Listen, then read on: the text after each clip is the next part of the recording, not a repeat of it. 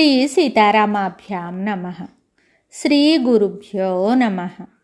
శ్రీమద్ వాల్మీకి రామాయణము బాలకాండము 34వ సర్గము.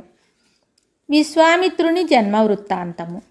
ఓ రామ, ఆ బ్రహ్మదత్తుడు వివాహం చేసుకుని కాంపిల్య నగరానికి వెళ్ళిన తరువాత అపుత్రుడైన కుశనాభుడు పుత్రప్రాప్తికై పుత్రకామేష్టి యాగాన్ని చేశాడు.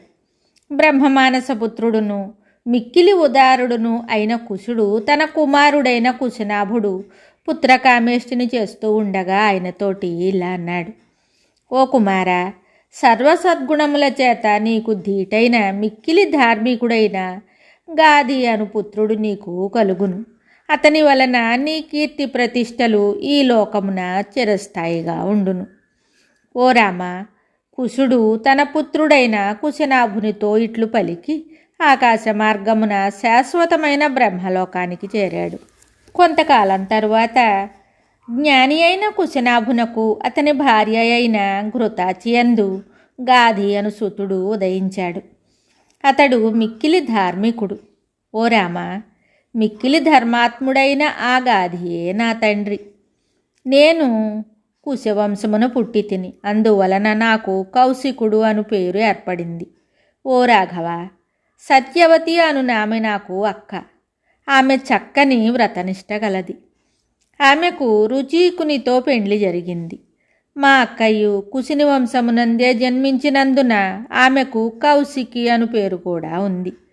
ఆమె ఎల్లప్పుడూ పతికి అనుకూలవతి అయి ప్రవర్తిస్తూ ఉండేది కనుక ఆమె పతిని అనుసరించి సశరీరముగా స్వర్గానికి చేరింది.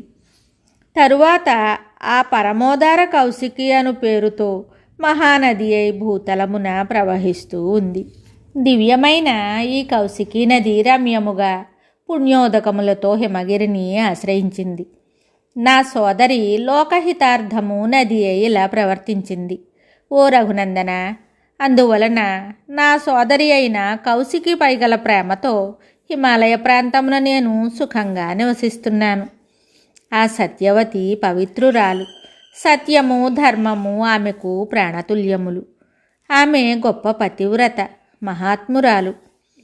ఆ కౌశికి నదులలో శ్రేష్టమైనది. ఓ రామ, ఈ క్రతు నిర్వహణ నిమిత్తమై ఆ ప్రాంతము నుండి ఇక్కడికి వచ్చి తిని ఈ సిద్ధాశ్రమమునకు వచ్చి నీ పరాక్రమముచే నేను కృతార్థుడనైతిని. భుజబలశాలివైన ఓ రామ, నీవడిగిన కారణంగా ఈ గిరివ్రజ దేశమును గురించి నీకు తెలిపి తిని ప్రసంగవశమున మా వంశము యొక్క పుట్టు పూర్వోత్తరములను కూడా సంగ్రహముగా వివరించి తిని. ఓ శ్రీరామ, నా కథా ప్రసంగములతో రాత్రి కొంత గడిచింది. రేపటి మన ప్రయాణానికి ఇబ్బంది లేకుండా ఉండటానికై ఇంకా నిద్రింపుము. నీకు శుభమగును. ఓ రఘునందన, చెట్లు ఏమాత్రమును కదులుటలేదు. మృగములు పక్షులు అన్నీను ఎక్కడివక్కడ నిద్రలో మునిగి ఉన్నవి.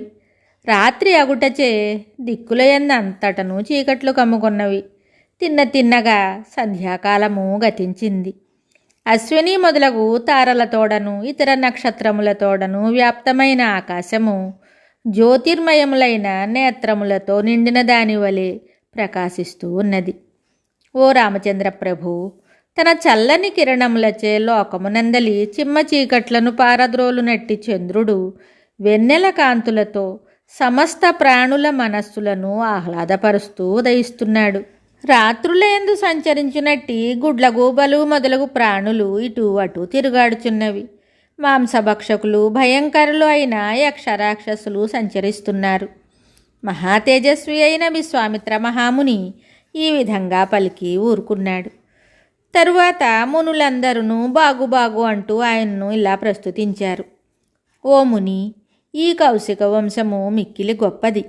ఇది ధర్మమునకు ఆటపట్టు. ఈ వంశమున పుట్టిన నరోత్తములందరూ మహానుభావులు, బ్రహ్మతుల్యులు. మహాయశస్వి అయిన ఓ విశ్వామిత్ర, కౌశికులందరిలో మీ వంశము వారిలో నీవింకను గొప్పవాడవు. మీ వంశమునకే వన్ని తెచ్చిన కౌశికి సమస్త నదులలో శ్రేష్టమైనది.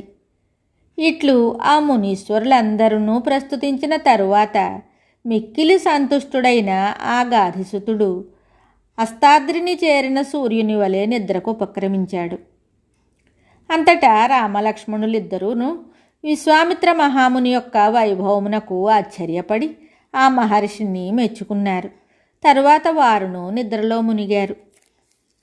వాల్మీకి మహర్షి విరచితమై ఆది కావ్యమైన శ్రీమద్ రామాయణమునందలి బాలకాండమునందు 34వ సర్గము సంపూర్ణం. శుభం.